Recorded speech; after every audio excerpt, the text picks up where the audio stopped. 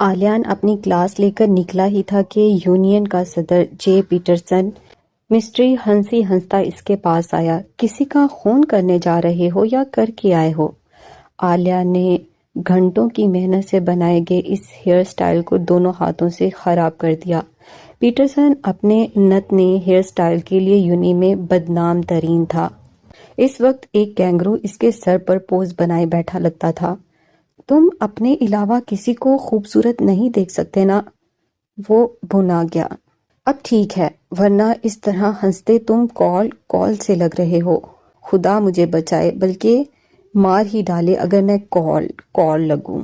बस फिर तुम 1-2 दिन में मरने ही वाले हो। अमरा कैसी है? जे पीटरसन ने एकदम से पूछा, बल्कि कुछ डरते डरते पूछा। कौन? आलिया ने फिर संजीदगी से पूछा। तुम्हारी दोस्त? मेरी कोई दोस्त अमरा नहीं। कम ऑन फ्रिश, जिसके पीछे तुम हर वक्त रहा करते थे। तुम मुझसे ऐसे गैर जरूरी बातें करने आए हो? तुम इससे किसी वजह से नाराज हो क्या? फिर वही फजूल बातें। अच्छा सुनो, स्टूडेंट यूनियन की बिल्डिंग में मौजूद सेफ रूम, इसे सीक्रेट रूम भी हम कह लेते हैं, को जानते हो ना? जहां स्टूडेंट्स नाम जाहिर किए बगैर कुछ भी लिख कर जा सकते हैं। कोई शिकायत या कोई भी मसला तो फ्रेश। सबसे ज्यादा तुम्हारे खिलाफ शिकायतें मसूल हुई हैं और दरख्वास्तें भी। इस रूम की दीवारों पर 1 इंच जगह नहीं बची। हर खत में लिखा है आलियान की नाराजगी ही खत्म करवाई जाए। जा बजा दीवारों पर पैगाम चिपके हैं। किसने किया है ये? अब आलियान बुना गया। फ्रेश नाम नहीं लिखा भी नहीं जाता। इतना सब भी इसलिए बताया कि तुम यूनियन के फॉल रुकन हो, मतलब सदर हो। पीटरसन ने एक आंख बंद की। और सुनो, वो रामा कह रहा था कि अगर स्टूडेंट पार्टी जैसा एक और मजाक हम इस लड़की के साथ कर लें तो इस बार इसकी आंखों से वो सागर निकलेगा कि सारा मैनचेस्टर इसमें डूब कर बह जाएगा। और फिर जब आइंदा आने वाली नस्लें तहकीक करेंगी कि आखिर मैनचेस्टर के साथ क्या बनी और इसे बहा कर ले जाने वाला सिलाब आखिर आया कहाँ से था, वो भी ऐसा गजबनाक। बेश बहा खुदाई और तहकीक करने के बाद इन्हें खातून पाकिस्तान अमरा की 2 आंखें मिलेंगी। तुम कहना क्या चाहते हो? सिर्फ इतना कि मैनचेस्टर को इस सागर में डूबकर बह जाने से बचा लो। जो पैगाम दीवारों पर चिपके हैं, इनसे साफ जाहिर होता है कि बस बहुत जल्द हम पर ये आफत आने ही वाली है। तुम इसे मजाक समझो, लेकिन मेरी दरख्वास्त भी। मैं मैनचेस्टर को डूबते नहीं देख सकता। वैसे मुझे नाराज लोगों को मनाने का ये अंदाज अच्छा लगा। तुम मान जाओगे और फिर से इसके दोस्त बन जाओगे तो मैं इस तरीके को यूनियन और यूनिवर्सिटी में राइज करवा दूंगा। अपना ये साई भी तो ऐसे ही मशहूर हुआ है, मैं भी हो जाऊंगा। वो खीखी हंसने लगा। आलियान पर अपनी कोफ्त पर काबू पाना मुश्किल हो गया। वो तेजी से इंग्लिश डिपार्टमेंट की तरफ लपका। स्टूडेंट यूनियन के सेक्रेटरीट रूम में तुम लेटर्स लिख लिख कर आती रही हो? वो एकदम से इसके सामने आकर कहने लगा। अमरा खौफजदा सी इसकी शक्ल देखने लगी और सिर्फ ना में गर्दन हिला सकी। वो तुम्हारे ही लिखाई में है सब, मैंने नहीं लिखे। वो और ज्यादा डर गई। तुमने बाएं हाथ से लिखे हैं? बाएं हाथ से तो मुझसे पेन भी नहीं पकड़ा जाता। ये सब यूनी फेलोज का काम होगा। यूनिवर्सिटी के स्टूडेंट्स इतने फारिग नहीं हैं। इसमें फारिग होने की क्या बात है, ये तो नेकी का काम है। इसकी जुबान से फिसला। तो ये नेकी का काम तुमने सबसे कहा करने के लिए? वो इस्तज़ाया हंसा। नहीं, अमरा को इसका अंदाज बुरा लगा। तो पॉइंट्स दिए होंगे सबको तुमने, तंजिया कहकर वो जाने लगा। ये बात इसके अंदाज से ज्यादा बुरी लगी। वो सब मैंने लिखे हैं। दाद दो मुझे आलियान, मैंने सीक्रेट रूम को हजारों खतूत से भर दिया। ऐसे बेकार काम के लिए दाद देता हूं तुम्हें, इसने पलट कर कहा। तुम मुझसे नाराज होना पसंद करते हो मुझसे? वो घूमकर इसके सामने आकर खड़ी हो गई। ना ही तुमसे नाराज हूं और ना ही तुम्हें नापसंद करता हूं, क्योंकि ये करने के लिए किसी ताल्लुक का होना जरूरी है और हमारे दरमियान। तुम तो कहा करते थे तुम मेरे दोस्त हो। अब मैं कह रहा हूं मैं तुम्हारा दोस्त नहीं हूं। تم مجھے معاف کیوں نہیں کر دیتے؟ میں معاف کر چکا ہوں، تو تم مجھ سے بات کیوں نہیں کرتے؟ کیونکہ میں سب باتیں ختم کر چکا ہوں، کہہ کر وہ رکا نہیں، چلا گیا۔ اب یہ وہی مقام تھا کہ وہ گلستان بھر کے گل اس کے قدموں میں بچھا دے گی تو بھی وہ انہیں پھلانگ کر گزر جائے گا، کیونکہ ایک بار وہ کانٹے بچھا چکی تھی۔ اب آسمان کے ستاروں کی جھرمٹ بھی اس کی راہوں میں ڈھیر کر دینے پر اس کی اندھیری راہوں میں روشنی نہ کر سکے گی۔ ماحول انگشت بدنا تھا اور ہوا نے اپنے پر اپنی آنکھوں پر لپیٹ کر آنکھیں میچ لی تھیں۔ قسمت سے پوچھ پڑتال نہیں کی جا سکتی، کیونکہ کبھی یہ چنگیز خان کی خون آلودہ تلوار ہوتی ہے اور کبھی حاتم طائی کا کمال سخاوت۔ قسمت اگر ساری دنیا تباہ ہو رہی ہو اور کسی ایک چیز کو آئندہ انسانی زندگی کی ترقی کے لیے قائم رہنے کی اجازت ہو تو میں یہ اجازت سائیکل کے لیے لینا پسند کروں گی۔ تکبر سے پاک چلانے والے کی شاہی سواری سائیکل۔ شٹل کاک کے سامنے والے سڑک پر اس نے اینون کے ساتھ مل کر کافی مشق کر لی سائیکل چلانے کی۔ سیدھی سڑک پر وہ بنا ڈرے ڈرے چلا لیتی۔ سادنا اور اینون کو پیچھے بٹھا کر بھی مشق کی۔ کسی کو پیچھے بٹھا کر سائیکل چلانا اپنے لیے سائیکل چلانے والے کے لیے مشکل ہوتا ہے، لیکن اس نے تھوڑا بہت اس سلسلے میں ڈر خوف نکال ہی لیا۔ دوبارہ وہ یونیورسٹی کے راستے تک بھی گئی۔ اینون پیچھے بیٹھی ہوتی۔ سب ہمیں ہی دیکھ رہے ہیں نا؟ اس کا سانس گم ہو جاتا۔ کیا واقعی؟ اینون اپنا ہیئر بینڈ ٹھیک کرنے لگی۔ پاگل، مجھے دیکھ رہے ہیں، سائیکل ڈگمگائی۔ کیوں؟ تم ہو کیا جو تمہیں دیکھا جائے؟ پاکستانی لڑکی سائیکل چلا رہی ہے نا؟ پاکستانی لڑکی سائیکل چلائے تو اسے سب دیکھتے ہیں، کیوں ایسا تضاد کیوں؟ چپ کر جاؤ اینون، میں نے تمہیں گرا دینا ہے۔ تم مجھے گرا دو، لیکن سائیکل تو تھوڑی تیز چلاؤ، کم سے کم میں آخری لیکچر تو لے لوں۔ ٹھہرو، اس بس کو گزر جانے دو، اس کے ڈرائیور کو بہت جلدی ہے۔ اس نے سائیکل روک دی۔ کوئی 50ویں بار اس نے سائیکل روکی کہ یہ کار گزر جائے، یہ شرارتی بدتمیز لڑکا گزر جائے، ذرا ٹریفک کم ہو لے، سڑک خالی ہو لے، وغیرہ وغیرہ، مزید وغیرہ وغیرہ بھی۔ جو بس ہمارے پیچھے ہے اسے بھی گزر جانے دو، اور جو بس اس کے پیچھے ہے اس سے بھی آگے آ لینے دو، آگے آ کر اسے بھی گزر جانے دو۔ ٹھہرو، مجھے بس میں ہی بیٹھ جانے دو۔ خبردار، جو تم اتری اینون، اس رفتار سے تمہارے سائیکل چلانے کے دوران میں 10 بار اتر کر بیٹھ چکی ہوں۔ بیٹھ کر تھک جاتی ہوں تو کھڑی ہو کر ساتھ چلنے لگتی ہوں، اور اس ایشین فلیگ کو تھوڑے اور بل دو گردن میں۔ میں تابوت میں بند ہو کر جاپان واپس جانا نہیں چاہتی۔ سائیکل رو کر اس نے ایشین فلیگ کو 2 اور بل دیے گردن میں۔ اس نے جینز پر ٹاپ پہن رکھا تھا تاکہ زیادہ یورپین لگے۔ سر پر اس نے کیپ پہن رکھی تھی جس کی جھڑی سے اس کے لمبے بالوں کی ٹیل باہر نکلی ہوئی تھی۔ یونی کی طرف جاتے دائم اور راما نے اسے دیکھا اور دونوں نے سارے دانت نکال دیے اور چلتے چلتے رک کر اسے دیکھنے لگے۔ دائم نے ہاتھ سے پرفیکٹ کا اشارہ بھی کیا اور اتنی سی بات پر وہ سائیکل گرا بیٹھی۔ اینون بھاگ کر یونی چلی گئی۔ وہ اکیلی پیدل سائیکل کو لیے یونی کے اندر آئی۔ یہ پاکستانی ہندوستانی برداشت ہی نہیں کر سکتے کہ ان کے خطے کی لڑکیاں ایسے سائیکل چلائیں، الٹا حواس باختہ کر دیتے ہیں۔ وہ غصے سے بڑبڑانے لگی۔ آنے والے دنوں میں آدھا راستہ وہ چلاتی اور آدھا اینون، تب کہیں جا کر وقت پر یونی پہنچ پاتے۔ کبھی ویرا ان کے آگے ہوتی گارڈ کی صورت، وہ تیز سیٹی بجاتی اور دوسرے سائیکل سوار کو پیچھے کرتی جاتی کہ ینگ لیڈی آف پاکستان اپنی سواری چلا رہی ہے، تھوڑی ڈرتی ہے، ذرا پیچھے ہو جائیں۔ ایک دن ایسے ہی راستے میں وغیرہ وغیرہ سے ڈر کر سائیکل کو روکے وہ بمشکل یونی روڈ تک آئی کہ پیچھے سے ایک دم سے آلیان کی سائیکل این اس کے پہلو میں دائیں طرف برابر میں آئی۔ وہ بھی اپنے دھیان میں تھا اور امراہ بھی، اور جب امراہ کی اس پر نظر پڑی تو وہ اتنی بری طرح گھبرا گئی کہ دائیں رخ ٹھیک اس کی سائیکل کے اوپر سائیکل گرا بیٹھی۔ اینون جاپانی میں چلائی، جس کا اردو ترجمہ یہ ہے: ہائے اماں جی، میں مر گئی۔ امراہ کی سائیکل پوری کی پوری آلیان کی سائیکل کے اوپر تھی، خود وہ بھی پورے، اور یہ سب ایسے ہوا کہ وہ آیا، اسے دیکھا اور گرا دیا۔ دو سائیکلوں کے اس ٹکراؤ سے مانچسٹر روڈ ہل سا گیا، اور اس کے نتیجے میں جو کام سب سے برا ہوا وہ یہ تھا کہ اس کی سائیکل کے آگے لگے سٹینڈ باکس میں سے کچھ سینڈوچز ٹشو میں لپیٹے رکھے تھے۔ شاید وہ ناشتہ کر کے نہیں آیا تھا، اور وہ ناشتہ آکسفورڈ روڈ پر نکل کر گر گیا تھا، اور 2 ادر سینڈوچ روڈ پر پچ کے بکھرے پڑے تھے۔ وہ کچھ بھی ہوں گے لیکن سینڈوچ نہیں ہوں گے۔ عالیہ نے ایک غصیلی نظر امراح پر ڈالی اور پھر سینڈوچز کو دیکھا، اور جیسے رو دینے کو ہو گیا۔ اس بیچارے کا کتنا بڑا نقصان ہو گیا۔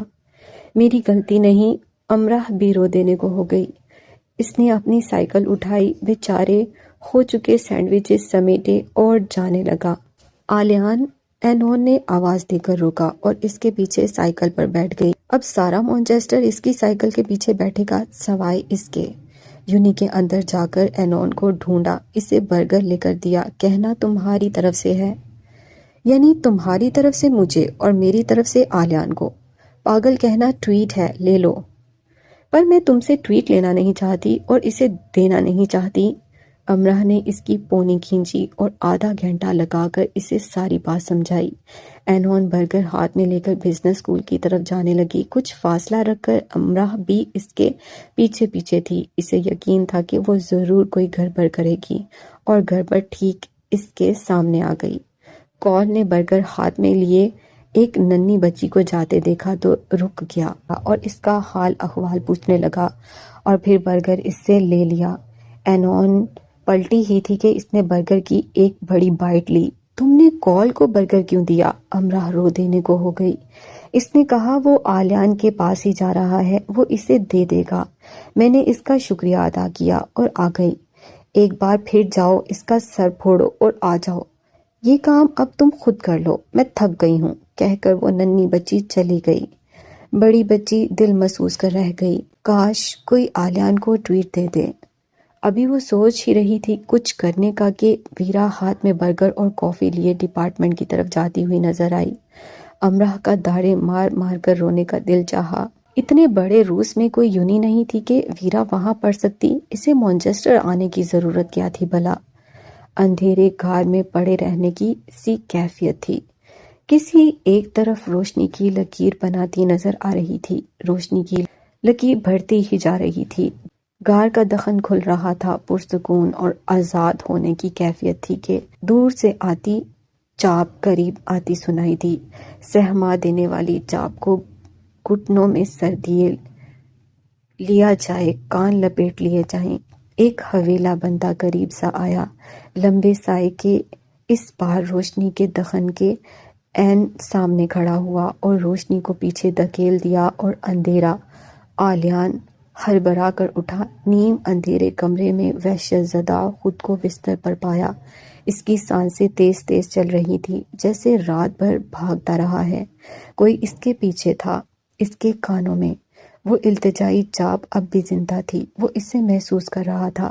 وہ خواب میں سے ہو کر آیا تھا، اس جیسے خود کو کھینچ کر خواب سے باہر نکالا تھا۔ وہ خوف زدہ بھی تھا، یہ کچھ اور تھا۔ جو بھی تھا، اس کی دائیں آنکھ میں آنسو تھا۔ امراح رات کو جاب سے واپس آ رہی تھی کہ سڑک پر چلتے ایک مہذب انسان نے اسے روکا۔ خاتون، آپ کا تھوڑا سا وقت چاہیے۔ امراح رک گئی۔ جی فرمائیے۔ آپ خاتون مہر کی بیٹی ہیں؟ نہیں، امراح سمجھی آدمی مہر کے مرحوم شوہر کے رشتہ داروں سے کوئی ہے۔ ان کی لے پالک بیٹی ہو؟ نہیں، میں تو پاکستان سے ہوں، یونی میں پڑھتی ہوں، ان کے گھر میں پینگ گیسٹ کے طور پر رہتی ہوں۔ اچھا، مطلب تم ان کے سب بچوں کو جانتی ہوگی جتنے اس خاتون نے لے کر پالے ہیں۔ امراح کو ایک دم لیڈی مہر کی بات یاد آ گئی اور وہ آگے چلنے لگی۔ میں اس بارے میں کوئی بات نہیں کر سکتی، آپ جائیں یہاں سے۔ انہوں نے 10 بچے پالے ہیں، کیا تم ان سب کے نام جانتی ہو؟ ان کی شکلیں؟ امراح اور تیزی سے چلنے لگی، وہ بھی ساتھ چلنے لگا۔ مجھے صرف لڑکوں کے بارے میں معلومات چاہیے کہ وہ کہاں ہیں، کس ملک میں ہیں، کون کون ہیں۔ ان کی تصویریں مل سکیں تو بہتر ہوگا۔ تم یہ چھوٹی سی جاب کرتی ہو، کتنا کما لیتی ہو؟ میں تمہیں پورے 1,00,000 پاؤنڈ دوں گا امرا حیرت سے رک کر دیکھنے لگی۔ یہ کون تھا جو اتنی بڑی رقم دینے کو تیار تھا؟ اگر چاہو تو زیادہ بھی دے سکتا ہوں، میں پولیس کو بلا لوں گی جناب۔ 2 لاکھ پاؤنڈ، 3 لاکھ پاؤنڈ، جواب دو۔ جانتی ہو کتنے پیسے ہوتے ہیں یہ؟ تحمل سے میری بات سنو، تم جذباتی ہو کر بھاگ رہی ہو۔ تمہیں کچھ زیادہ کام نہیں کرنا، صرف اتنا کہ وہ سب لڑکے اس وقت کہاں ہیں، کس کس ملک میں ہیں، اور ان کے نام کیا ہیں، بس اتنا ہی۔ اور اتنے سے کام کے اتنے پیسے، اتنے کہ تم ساری زندگی شاید ہی کما سکو۔ پہلے بچوں کو چھوڑ جاتے ہو، پھر انہیں ڈھونڈتے ہو اور خریدتے پھرتے ہو۔ امرا نے طنز سے کہا۔ اس نے بہت سکون سے امرا کے طنز کو سہا۔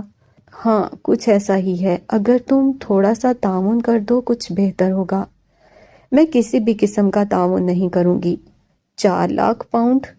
میں پولیس کو فون کرنے لگی ہوں۔ امرا نے فون نکال کر ہاتھ میں لیا۔ 5 لاکھ پاؤنڈ؟ امرا نے عاجز آ کر اس کی شکل کی طرف دیکھا اور نمبر ڈائل کرنے لگی۔ تمہارا کام بہت آسان ہے، تمہیں صرف یہ معلوم کرنا ہے کہ اس لڑکے کی ماں کا نام مارگریٹ جوزف تھا۔ امرا فون کان سے لگانا بھول گئی، وہ اس انسان کی شکل دیکھ رہی تھی۔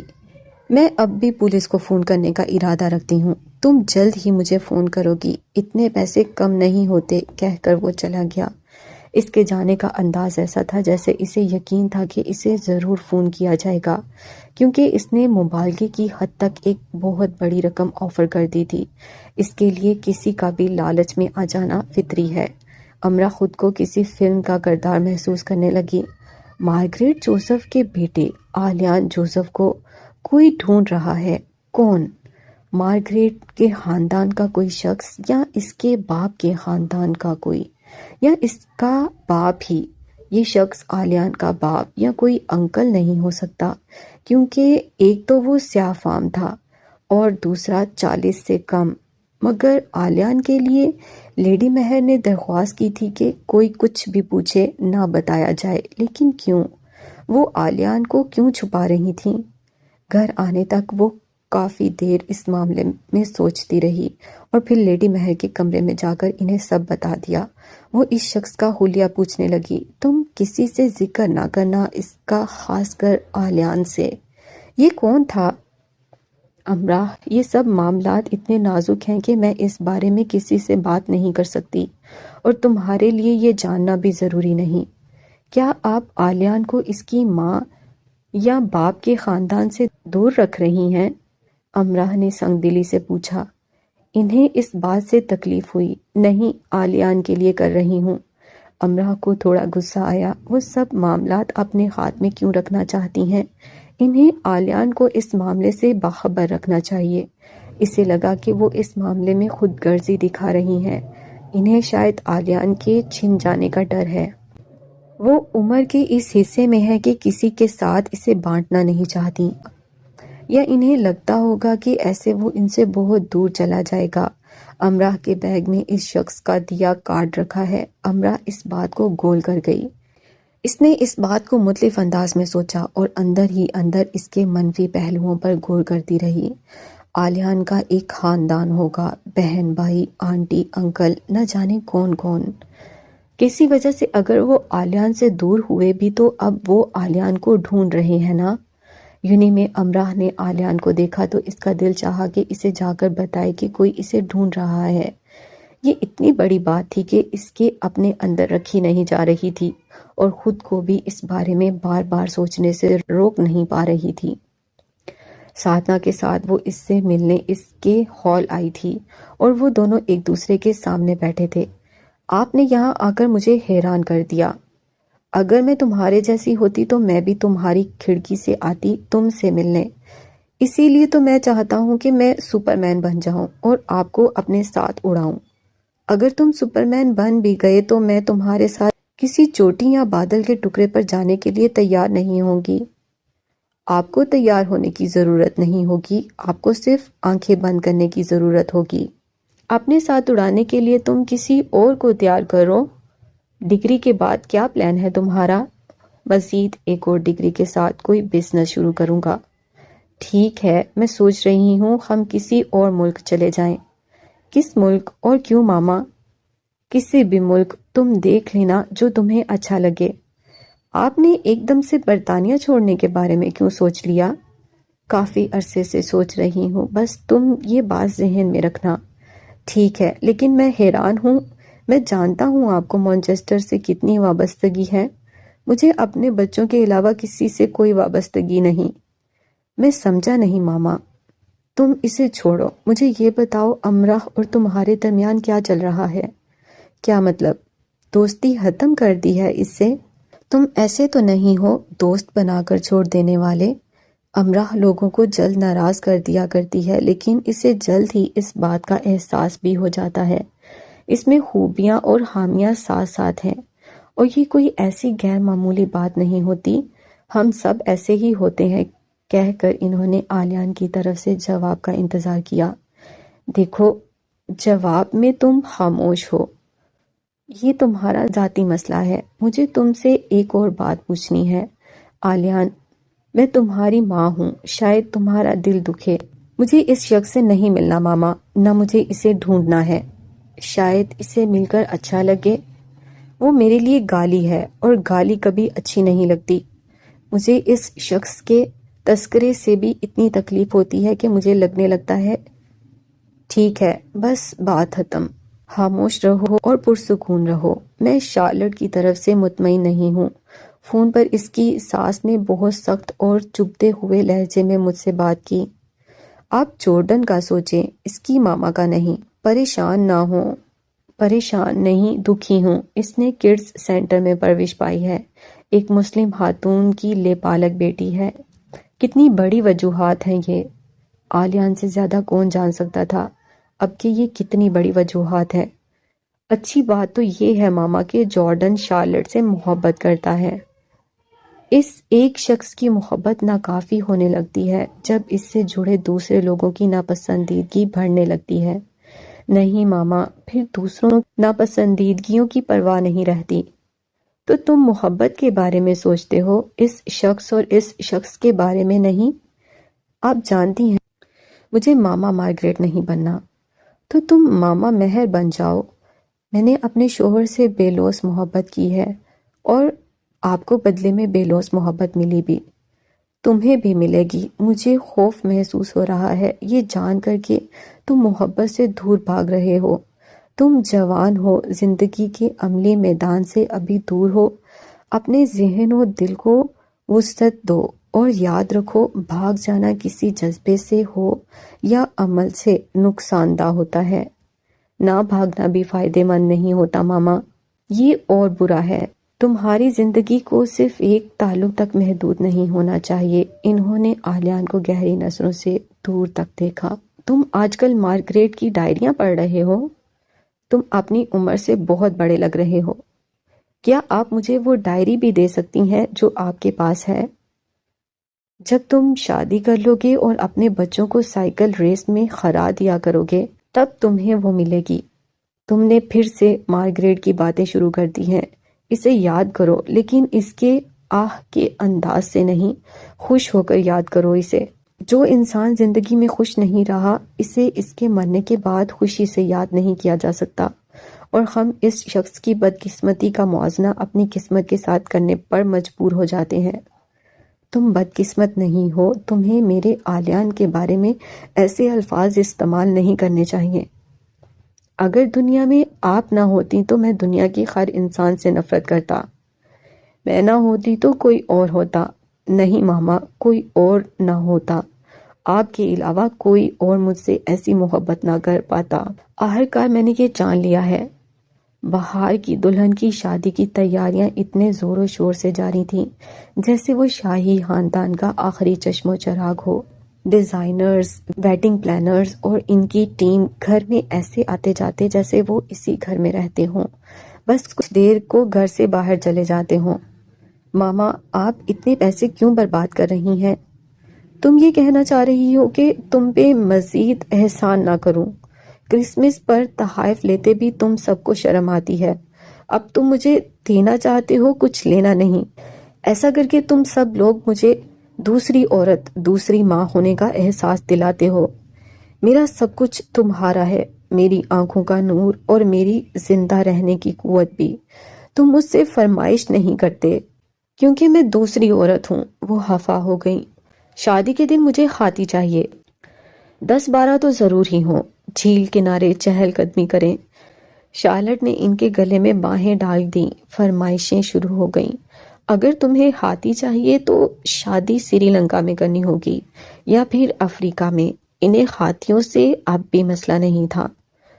نہیں، مجھے تو مانچسٹر میں ہی ہاتھی چاہیے۔ اگر اب آپ نے مجھے اور جذباتی کیا تو میں سفید چیتوں کی بھی فرمائش کر سکتی ہوں۔ آپ ہی میری آنکھوں کا نور اور زندہ رہنے کی قوت ہیں۔ تم اور جذباتی ہو سکتی ہو، لیکن صرف اتنا بتا دو کہ تم شادی کرنا چاہتی ہو یا جنگل آباد کر کے شکار کرنا چاہتی ہو۔ ماما مہر نے کہکا لگایا۔ شارلٹ نے دھڑا دھڑ ان کا منہ چومنا شروع کر دیا۔ شادی سے ایک ہفتہ پہلے جارڈن کا خاندان امریکہ اور دوسرے ملکوں سے مانچسٹر میں اکٹھا ہو گیا اور وہ سب عارضی رہائش گاہ میں رہنے لگے۔ شارلٹ ان کے استقبال کے لیے گئی اور کافی پریشان حال واپس آئی۔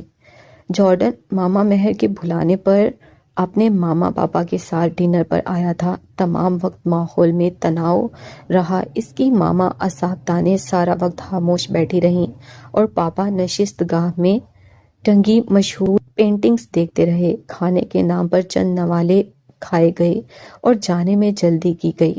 تمہیں یقین ہے جارڈن تمہیں خوش رکھ سکے گا؟ اس کی ماں کی آنکھوں میں واضح حقارت تھی۔ تمہارے لیے اگر تم اس سے محبت نہیں کرتی چھوڑ دو اسے۔ میں نہیں چاہتی دنیا میں کوئی بھی تمہیں ان نظروں سے دیکھے۔ لیڈی مہر کی آنکھیں اس وقت سے نم تھیں۔ جارڈن مختلف مزاج کا ہے ماما۔ وہ کہہ نہ سکی کہ وہ اس سے محبت کرتی ہے، اب اسے چھوڑ نہیں سکتی، وہ بھی صرف اس کی ماں کی حقارت کی وجہ سے۔ محبت کرتا ہے تم سے، حالی حلی بڑکیں تو نہیں مار رہا؟ مجھے یقین ہے اس کے جذبے پر۔ آپ ایسے پریشان نہ ہو، سب ٹھیک ہو جائے گا۔ تمہارا یہ یقین ہمیشہ قائم رہے، میں دعا گو رہوں گی۔ لیڈی مہر نے سادنا اور امراح کو جارڈن کے گھر بھیجنا چاہا۔ جارڈن کے کچھ اور رشتہ دار بھی آ چکے تھے۔ وہ چاہتی تھی کہ دونوں جا کر ذرا جانچ پڑتال کر کے آئیں کہ جارڈن کے باقی افراد خاص کر خواتین کس مزاج سے تعلق رکھتی ہیں، تاکہ شادی کے انتظامات میں وہ ان کی پسند کے مطابق رد و بدل کر دیں۔ میڈیا کو بلانے کا خیال تو انہوں نے دل سے ہی نکال دیا تھا۔ اتنے نازک مزاج لوگ تھے، نہ جانے کس بات سے بھڑک اٹھتے۔ یہ فرمائش سنتے ہی امراء اور سادنا کا دم سا نکل گیا۔ جارڈن کی ماما کی تنی ہوئی بھوؤں کو دیکھ کر ہی وہ ڈر گئی تھیں۔ کہاں اب دوسری خواتین سے ملنا؟ ہم بہانہ کیا کریں گے کہ کیوں آئے ہیں؟ امراء گھبرا گئی۔ سادنا تم کہہ دینا میں جارڈن کو اپٹن لگانے آئی ہوں۔ مارکیٹ سے تھال لیتی جانا۔ بتا دینا شارلٹ میری چھوٹی بہن جیسی ہے، اپٹن کی رسم کرنی ہے۔ سادنا کا رنگ اپٹن جیسا پیلا ہو گیا۔ امراء شلوار قمیض، سادنا ساڑی میں دلہا جارڈن کو اپٹن لگانے آ گئیں۔ تمہیں فون کر کے آنا چاہیے تھا، جارڈن گھر نہیں ہے، جارڈن کی ماما نے بھوؤں کی کمانوں میں تیر رکھتے ہوئے کہا۔ اس رسم میں بنا بتائے آتے ہیں، امراء نے مسکرا کر کہا۔ شکر ہے ایسی باتیں گھگر نہیں ہو سکتی۔ وہ دونوں 6 عدد خواتین کے نرگے میں بیٹھی تھیں، کچھ ادھر ادھر ٹہل رہی تھیں۔ امراء نے ایک ہی نظر میں اندازہ لگا لیا تھا کہ وہ سب بہت نازک مزاج اور جدید فیشن کی دلدادہ ہیں۔ ان سب نے ایسے ملبوسات اور زیورات پہن رکھے تھے کہ اگر ان میں سے صرف ایک خاتون کو اٹھا کر بھاگ لیا جاتا اور مارکیٹ میں بیچ دیا جاتا تو ساری عمر پیسے کے پیچھے بھاگنے کی ضرورت نہ رہتی، یا امراء کے سامنے بیٹھی جارڈن کی آنٹی کا ایک ہاتھ ہی کاٹ کر ساتھ لے جایا جاتا تو بہت ہوتا، بلکہ بہت زیادہ ہوتا۔ دن روشن تھا اور وہ سب قلعے نما عمارت کے سامنے دور تک پھیلے لان میں بیٹھے تھے، جن میں کئی لمبے لمبے درخت بھی تھے۔ 2 مرد اور 3 لڑکے درختوں سے ذرا آگے نشان بازی کا کھیل کھیل رہے تھے اور کافی ہنگامہ کر رہے تھے۔ امراء اور سادنا کو اٹھنے کی جلدی تھی کہ کہیں دلہا جارڈن نہ آ جائے اور انہیں اپٹن کی رسم کرنی ہی پڑے، لیکن جارڈن کی ماما نے چائے کا آرڈر دیا تھا، اور آرڈر تھا کہ آ کر ہی نہیں دے رہا تھا۔ آنٹی جولیا اب آپ کی باری۔ نشانچیوں کے ہجوم میں سے ایک لڑکا آیا اور بندوق آگے کی۔ میں نے مردوں کو ہرانا چھوڑ دیا ہے رافیل، آنٹی جولیا جواہرات سے سجی انگلیوں کو لہرا کر مسکرائیں۔ اسی دوران رافیل کی نظریں سادنا سے ہو کر امراہ پر آ کر ٹھہر گئیں۔ یہ کون ہے؟ وہ امراہ کو دیکھے جا رہا تھا۔ یہ شارلٹ کے گھر سے آئی ہیں، کوئی ہندوستانی رسم کرنے۔ کیا رسم ہوگی؟ اس نے بندوق کی نال امراہ کے کندھے پر رکھ کر پوچھا۔ امراہ کو اس کی جرأت پر حیرت ہوئی۔ وہ مسلسل مسکرا رہا تھا۔ ہمیں چلنا چاہیے۔ سادنا جلدی سے اٹھ کر کھڑی ہوئی۔ چائے پی کر جانا؟ بیٹھ جاؤ، تم ہندوستانی لوگوں کو نشست و برخاست کے آداب کب آئیں گے؟ آنٹی جولیا کی آواز ناپسندیدگی جذبے سے پر تھی۔ امراہ نے کندھے پر رکھے بندوق کی نال کو ہاتھ سے جھٹکا۔ یہ کن آداب میں سے ہے؟ آنٹی جولیا کا منہ بن گیا۔ رافیل مزے سے امراہ کو دیکھتا رہا۔ رافیل، تم انہیں لے جاؤ، ان کی نشان بازی دیکھو۔ انداز استزائیہ تھا لیکن خطک سے بھرا۔ اوہ ہاں، رافیل نے کس قدر کمینگی سے اپنی تھوڑی مسلی۔ انہیں تو گانا آتا ہوگا یا ناچنا۔ ایسے کام ان کے مرد کرتے ہیں، یہ تو مردوں کے پیر چھوتی ہیں، صرف جھک جھک کر۔ جارڈن کی ماما کہہ کر دیر تک ہنستی رہیں۔ سادنا ضبط سے سرخ ہو گئی۔ اگر بات شارلٹ اور لیڈی مہر کی نہ ہوتی تو دونوں اتنا ضبط بالکل نہ کرتیں۔ سادنا خاموشی سے دوبارہ بیٹھ گئی۔ دنیا بھر میں بے حس لوگوں کے انداز و اطوار ایک جیسے ہوتے ہیں۔ وہ ہتک کر کے شرمندہ ہوتے ہیں، نہ خوفزدہ۔ انہیں دوسروں کو گھراتے رہنے کا مشغلہ محبوب ہوتا ہے۔ وہ سب ان دونوں کو ہندوستانی سمجھ رہے تھے۔ رافیل نے بلند و بانگ کہکا لگایا اور سادنا اپنی انگلیاں چٹکانے لگی۔ امراہ کھڑی ہو گئی اور ہاتھ آگے کیا کہ بندوق اسے دے دی جائے۔ آہا، وہ مسکرایا، یعنی اسے چڑھایا۔ بندوق اس کے ہاتھ میں ہی تھی۔ سادنا اپنی جگہ سے گرتے گرتے بچی۔ چلو جلدی کر چلیں۔ وہ اس کے قریب جلدی سے اٹھ کر آئی۔ رکو ذرا، امراہ رافیل کے ساتھ چلنے لگی۔ کیا پاگل پن ہے؟ ہندی میں سادنا چلائی۔ آج یہ پاگل پن ہو جانے دو۔ دنیا میں کسی بھی انسان کو کسی بھی ہنر یا قابلیت کی بنا پر کسی دوسرے انسان کی بے عزتی کرنے کا کوئی حق نہیں۔ درختوں سے ذرا اس طرف 5 بناوٹی کھوکھلے کدو مختلف فاصلوں پر رکھ دیے گئے تھے۔ ایک سے دوسرا دور تھا اور دوسرے سے تیسرا اور پہلے سے آخری۔ پہلے رافیل نے نشانے لگائے اور دیکھتے ہی دیکھتے کدو ہوا میں منتشر ہو گئے۔ 5واں نشانہ چونک چکا تھا، پھر بھی سب اس کے لیے تالیاں بجا رہے تھے۔ یعنی 5واں کدو ذرا مشکل سے ہی منتشر ہوتا تھا۔ اس کا فاصلہ ذرا زیادہ اور نشانہ ذرا مشکل تھا۔ دیکھنا تمہاری کلائی نہ ٹوٹ جائے۔ رافیل نے بندوق اس کے آگے کی۔ وہ سب استزائیہ ان دونوں کو دیکھ رہے تھے، یعنی ان کا خیال تھا کہ وہ سراسر جذباتی ہو رہی ہے۔ ناچ گانے کے علاوہ کیا آتا ہوگا انہیں بھلا؟ امراہ نے بندوق پکڑی اور پکڑ کر ایسے اس میں کارتوس بھرا کہ رافیل کے ہونٹوں سے مسکراہٹ غائب ہو گئی۔ امراہ دادا جان کے ساتھ بلوچستان جاتی رہی تھی نا؟ دادا کے اس دوست کے گھر میں 3 لڑکے اور اس کے ہم عمر 4 لڑکیاں تھیں۔ وہ سب دن رات یہی نشانے لگانے کا کھیل کھیلا کرتے تھے۔ دادا کے دوست کو شوق تھا سالانہ مقامی مقابلے میں ان کے بیٹے اول آئیں، اور وہ آتے بھی تھے۔ لڑکے دن رات مشق کیا کرتے تھے تو لڑکیاں بھی کر لیتیں، اور جب امراہ وہاں جاتی تو امراہ بھی یہی کھیل کھیلا کرتی تھی۔ امراہ کی ہم عمر لڑکیاں تو اتنی ماہر تھیں کہ اپنے بھائیوں کو ہرا دیتی تھیں۔ بائیں آنکھ بند کر کے سانس کو اندر گم کر کے صرف ہدف پر نظر رکھ کے آنکھ کی پتلی کو ساکت رکھ کر امراہ نے ٹریگر دبا دیا اور سادنا نے اپنا رکا ہوا سانس چھوڑا اور دونوں آنکھوں کو کھول کر دیکھا۔ دوسرا کدو پہلے سے زیادہ فاصلے پر تھا، وہ بھی منتشر ہوا۔ تیسرا، چوتھا اور 5ویں کی باری آ گئی۔ مقابلہ برابر نہیں ہونا چاہیے۔ اب سادنا نے اس کے کان میں سرگوشی کی۔ مقابلہ برابر نہیں ہونا چاہیے، اس نے خود سے کہا۔ بلوچستان میں اس نے جتنی بھی مشق کی ہو، وہ ایک ماہر نشانچی نہیں تھی۔ کبھی کبھار وہ لاہور میں پٹھانوں سے بندوق لے کر غباروں پر مشق کر کے اپنا شوق پورا کر لیا کرتی تھی۔ اس نشانے کا لگ جانا قسمت ہوتا، معجزہ یا تحفہ۔ زرتاش نے کہا تھا، نشانہ بازی میں فاصلہ اتنا اہم نہیں جتنا ارتکاز خطف پر ایسے نظر رکھو جیسے پوری دنیا میں ایک ہی خطف باقی ہے، اس کے علاوہ کچھ اور نہیں۔ ہتھیار کو اپنے ارتکاز کے ہم آہنگ کرو اور ٹریگر دبا دو، اور اس نے ٹریگر دبا دیا۔ فاصلہ زیادہ تھا، نشانچی مشرقی تھا، مجمع حاسد و متکبر تھا، اور پانچواں کدو منتشر۔ امراہ نے بندوق پر سے دونوں ہاتھ چھوڑ دیے۔ وہ پٹھک سے گری، اس کی بلا سے بیکار ہو جائے۔ اب صرف مرد حضرات اور ساتنا نے تالیاں بجائیں۔ رافیل کی شکل دیکھنے کے قابل تھی۔ اس کے ہم عمر لڑکے نظروں ہی نظروں میں اس کا مذاق اڑا رہے تھے۔ وہ دونوں واپس آ گئیں اور اپنے پیچھے سناٹا چھوڑ آئیں۔ اینٹ کا جواب چمتکار۔ سادنا بہت خوش تھی۔ تم آریان کی فیورٹ آنٹی ہو۔ گھر آ کر انہوں نے نشانے والی بات چھپا کر باقی سب بتا دیا تھا۔ امرا شاید وہ نشانہ نہ لگاتی اگر ساتنا کاش یہاں ویرا ہوتی نہ بڑبڑاتی۔ تم سب یونی سے اپنے دوستوں کو بلا سکتی ہو۔ لیڈی مہر نے ان سب کو اجازت دی۔ امراہ نے سائی کو بلایا، ویرا نے کسی کو بھی نہیں، اینڈ آن چند جاپانی دوستوں کو، اور آلیان نے کال کو۔ تمہیں کس نے بتایا کہ کال بھی آ رہا ہے؟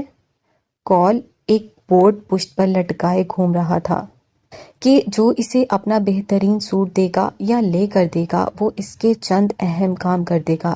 تم جانتی ہو نا اس کے اہم کاموں کا مطلب؟ کوئی بھی اس کے نامعقول حرکتوں سے خوش نہیں ہے، کسی سے سوٹ نہیں ملے گا اسے۔ کسی سے؟ ویل، پیاری T queen Manchester, top business man کی بیٹی، اسے مک لارین میں بٹھا کر لے گئی تھی خریداری کرانے۔ سنا ہے اسے اپنے سابقہ بوائے فرینڈ سے کوئی حساب برابر کرانا تھا۔ کال سے شانے اچکا کر ویرا ہنسنے لگی۔ امرا ہنس بھی نہ سکی۔ وہ تو یہ بھی چاہتی تھی ویرا بھی شادی پر نہ ہو، لیکن اس کے چاہنے سے کچھ نہ ہو سکا، اور شادی کا روشن نکھرا نکھرا دن سب سمیت آ موجود ہوا۔ ہڈن پارک کے طرز کا پارک تھا جہاں شادی کا انتظام تھا۔ گھاس کا وسعت لیے پھیلا میدان تھا، جھیل تھی، جھیل پر پل تھا، پل کی اس طرف گھاس کے میدان، لمبے لمبے درخت اور پھول تھے، کہیں کہیں پہاڑوں کے ٹیلے بھی تھے۔ پل کے اس طرف سامنے ایک قدیم عمارت بھی تھی جس کے اندر رات کی پارٹی کا انتظام تھا۔ پل کے اس طرف سفید گھوڑے چہل قدمی کر رہے تھے اور جا بجا پھیلے سوان تھے جو آسمان سے نازل ہوتے دن کو خوابناک ہو رہے تھے۔ پریوں کی شادی، ماما مہر کی بیٹی کی شادی تھی۔ انہیں یہی سب چاہیے تھا۔ گلابی پھولوں سے سجے چبوترے کے پس منظر میں جھیل، پل، درخت، ٹیلی سوان اور گھوڑے تھے، اور چبوترے کے سامنے دو اطراف نشستیں۔ امراہ نے گلابی چوڑی دار پر سفید کامدار دوپٹہ لیا تھا۔ ویرا اور اینون شارلٹ کے ساتھ تھیں۔ وہ باہر آ گئی، مہمان آ رہے تھے اور تقریب شروع ہونے میں تھوڑا ہی وقت تھا۔ سفید گھوڑوں اور سوان کو دیکھنے کے لیے وہ پھولوں سے سجے پل سے جھیل کی طرف آ گئی۔ اس طرف دھند، بہت سی دھند چھوڑی جا رہی تھی تاکہ تقریب کے آغاز سے پہلے وہ اصلی دھند کی شکل اختیار کر لے۔ ابھی اس نے پل کے اس طرف پیر رکھا ہی تھا کہ مشین سے مصنوعی دھند کا ایک ریلا چھوڑا گیا۔ پہلے ہی اتنی دھند چھوڑی گئی تھی کہ مزید چھوڑ دی گئی۔ ہاتھ کا پنکھا بناتی وہ دھند کو ہٹانے لگی کہ اس کا ہاتھ تھپڑ کی صورت انسانی کھال سے ٹکرایا۔ وہ انسانی کھال آلیان کی تھی۔ وہ اس کے عین سامنے تھا، اس کے گال سے اس کا ہاتھ چھوا تھا۔ اگر ان کے درمیان آنے والے اس پل کو کھینچ کر لمبا کر دیا جائے کہ اس دوران کچھ یہ ہوا کہ اس نے آلیان کو دیکھا، اس کی سرد مہر اور دنیا کی سب سے خوبصورت آنکھوں میں سے دو آنکھوں کو دیکھا جن کو دیکھنے کے بعد نہ دیکھنے کا راستہ نہیں ملتا، جن کی چکا چوندے بھی مدھم نہیں پڑتی، جو بینائی رکھنے کے علاوہ بھی کئی کمالات رکھتی ہیں، جن سے مل کر بچھڑا نہیں جاتا۔ پھر پیشانے پر گرتے اس کے بکھرے بال اور ان کے نیچے تنی بھوؤں کو، پھر چند دنوں کی بڑی شیو کو، اور پھر آلیان کو جس کے وجود سے شناسائی کی جھلک ابھر کر معدوم ہو چکی تھی، اور اس کے ارد گرد پھیلی دھند کو، اس دھند میں دھندلے نظر آتے درختوں، پھولوں، سفید گھوڑوں اور سوان کو۔ ہاں وہ ایک شہزادہ ہی تھا بلا شبہ، لیکن وہ سنڈریلا نہیں تھی۔ وہ اس کا جوتا لے کر نہیں آیا تھا، نہ اس کا ہاتھ پکڑ کر گھوڑے پر بٹھانے آیا۔ وہ ایک لمحہ تھا، وہاں ایک امراح تھی، ایک آلیان تھا، ایک ساحر تھا، اس کا سحر تھا، اور ایک باب محبت تھا جسے پڑھ کر بند کیا جا چکا تھا۔ زمین پر بکھرتی دھند رگ سے کنا ہونے کے لیے تیار ہوئی اور پھر جھوم کر اس کے قریب آ گئی۔ امراح نے چاہا کہ وہ دھند کو دونوں ہاتھوں میں سمیٹ کر اس کی آنکھوں میں بھر دے کہ وہ کہیں جانے کا راستہ ڈھونڈ نہ پائے اور وہیں کھڑا رہے۔ پھر کیا حرج اگر قیامت بھی آ جائے؟ اوہ آئی ایم سوری، اس نے معذرت کی جبکہ دھند کا شکریہ ادا کیا۔ وہ آگے بڑھنے لگا اور اس کے دوپٹے میں الجھ کر گر گیا۔ دھند میں اسے اس کا سفید دوپٹہ کیسے نظر آ سکتا تھا؟ اف، مجھے پھر معاف کر دو۔ دوپٹے کا شکریہ جو اس نے معافی مانگنے کا ایک اور موقع دیا۔ وہ جھنجھلا کر اٹھا اور ایسا کرتے اس کے بال پیشانی پر اور بکھر گئے اور اس پر سے نظریں ہٹانے کے لیے ارادے مضبوط کرنے پڑے۔ تم اتنا غصہ کیوں کرنے لگے ہو آلیان؟ دوپٹہ سنبھالنے کی بجائے اس نے اور پھیلا دیا تاکہ وہ پھر سے گر جائے۔ تم اتنا غصہ کیوں دلاتی ہو؟ اس نے غصے سے کہہ کر آگے بڑھ جانا چاہا۔ سرد ملک میں رہ کر تم اتنی جلدی گرم کیوں ہو جاتے ہو؟ وہ جلدی سے اس کے سامنے آئی۔ آلیان کے پاس کئی جواب ہوں گے لیکن اس نے اسے ایک بھی دینا ضروری نہیں سمجھا۔ اگر تم میری تھوڑی ہیلپ کر دو اور مجھے کسی سفید گھوڑے پر بٹھا دو۔ چوڑی دار پجامہ، اونچی ہیل، کانوں میں بندے پہنے امراح گھوڑے پر بیٹھنے آئی تھی۔ اگر تم گھوڑے کی لگام پکڑ لو تو مجھے گھوڑے سے ڈر نہیں لگے گا۔ وہ اسے بتا رہی تھی کہ اس کا اور آلیان کا اور گھوڑے کا ایک ساتھ ہونا ضروری ہے۔ افسوس کی شکل بناتا، تعصب سے سر ہلاتا وہ پھر سے آگے جانے لگا۔ چلو تم گھوڑے پر بیٹھ جاؤ اور میں لگام پکڑ لوں گی۔ اب خوش؟ چلو اب مسکرا دو۔ وہ پھر سے اس کے سامنے آئی جلدی سے۔ ان گھوڑوں پر لگام اور زین نہیں ہے، انہیں تمہاری سواری کے لیے یہاں نہیں لایا گیا۔ وہ جواب دیے بغیر نہ رہ سکا۔ اچھا زین اور لگام کیوں نہیں ہے؟ وہ تم گھوڑوں سے جا کر پوچھ لو۔ چلو ہم دونوں چل کر پوچھ لیتے ہیں۔ ویسے بھی مجھے گھوڑوں کی زبان نہیں آتی، تمہیں تو انسانوں کی زبان بھی نہیں آتی، اس نے گہرے انداز سے کہا۔ اس کی آنکھوں کی ماند پڑتی چمک سے امراح افسردہ ہو گئی۔ تم پہلے والے آلیان کیوں نہیں بن جاتے؟ تمہیں خاموش رہنا سیکھنا چاہیے، ورنہ دور رہنا۔ تم سکھا دو یہ سب۔ تم تو خود استاد ہو امراح، جو سبق تم دیتی ہو کوئی اور نہیں دے سکتا۔ ہو سکتا ہے میرے پلو سے یہ سبق باندھ دیے گئے ہوں۔ مجھے یہ سب جاننے میں دلچسپی نہیں۔ تمہیں اپنے بال تراشنے چاہیے تھے۔ تمہاری بالوں کی نوکیں تمہاری آنکھوں کو پریشان کر رہی ہیں۔ غیر ارادی طور پر اس نے اپنے بال پیشانی سے اٹھائے اور امراح مسکرا دی، جس پر وہ اور خفا سا ہوا۔ میں نے تو صرف اس لیے کہا کہ تمہارے بالوں سے زیادہ مجھے تمہاری آنکھوں کی فکر ہے۔ میں اپنی فکر کرنے کے لیے خود ہی کافی ہوں۔ جانتی ہوں تمہیں خود پر ناز ہے۔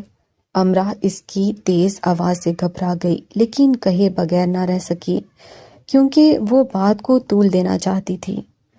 ہاں اتنا تو ضرور ہے کہ میں تم جیسا نہیں ہوں، امراح کی آنکھوں میں ٹھہرے ہوئے انداز میں دیکھ کر اس نے کہا۔ امراح کے کانوں میں سائیں سائیں ہونے لگی۔ جب تم مشرق کا سفر کرو گے تو تم پر بہت سے راز کھلیں گے۔ مجھے ایسے خطے کی طرف سفر نہیں کرنا جہاں رازوں اور روایتوں کا احترام انسانوں سے بڑھ کر کیا جاتا ہے۔ امراح لاجواب ہو گئی۔ وہ آگے بڑھ گیا اور وہ اس کی پشت سے چلائی، جب تم بوڑھے ہو جاؤ گے تو تم ضرور پچھتاؤ گے۔ تمہیں گھوڑے پر بیٹھنے میں میری مدد کرنی چاہیے تھی۔ امراح جھیل میں نظر آتے اس کے عکس کو دیکھتی رہی۔ جھیل خوبصورت تھی، اس پر تنا آسمان یا اس میں جھلملاتا اس کا عکس۔ اس کی نظروں نے اس کے عکس کے حق میں فیصلہ کیا۔ پل پر سے گزرتے آلیان نے برائے نام گردن موڑ کر اس کی طرف دیکھا اور ایسا کرنے پر اسے افسوس ہوا کیونکہ اس نے خود کے ساتھ کیے عہد کو توڑ دیا تھا۔ امراح اسے جاتے ہوئے دیکھ رہی تھی۔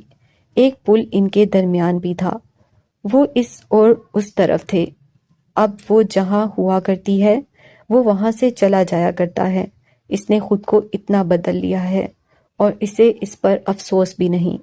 امراح نے اپنا دوپٹہ سنبھالا اور اس کی طرف آنے لگی جہاں وہ شخص کھڑا ہوگا جو آج اہتمام سے تیار ہو کر آنا بھول گیا تھا اور جس نے ٹائی باندھنے کا تردد بھی نہیں کیا تھا، جسے تقریب میں آنے کی جلدی نہیں رہی ہوگی اور کان میں سرگوشی کرنے کی بھی۔ مجھے بتایا جائے، کیا دلہن صرف سفید لباس والی ہے؟ اچھا، اور سفید دوپٹے والی؟